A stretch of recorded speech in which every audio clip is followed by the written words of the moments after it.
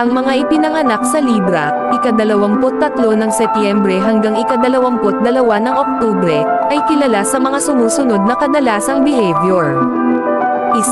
Pagmamahal sa kagandahan at balanse. Ang mga Libra ay may mataas na pagpapahalaga sa kagandahan, balanse, at harmonya sa buhay. 2. Diplomasyang pananalita. Sila ay mahusay sa pakikipag-usap at may kakayahang makipag-ugnayan sa iba't ibang uri ng tao. 3. Pagiging makatarungan. Ang mga Libra ay kilala sa kanilang pagiging makatarungan at pagtimbang sa mga bagay-bagay bago gumawa ng desisyon. 4. Pagiging sosyal. Sila ay mahilig makihalubilo sa ibang tao at may malawak na bilog ng mga kaibigan. 5. Pag-aayaw sa alitan. Ang mga Libra ay ayaw ng alitan at hidwaan, at gagawin nila ang lahat para maiwasan ang mga ito. 6. Pagiging makatao. Sila ay may malasakit sa kapwa at may kakayahang umunawa sa damdamin ng iba.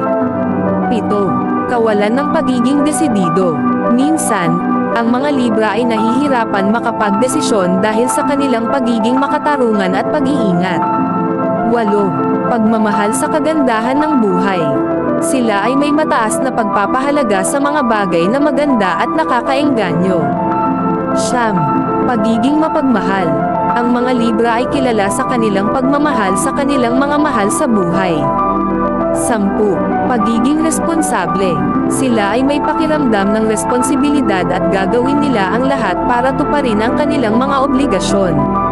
Sa pangkalahatan, ang mga Libra ay kilala sa kanilang kagandahan ng pagkatao, pagmamahal sa kapwa, at pagiging makatarungan.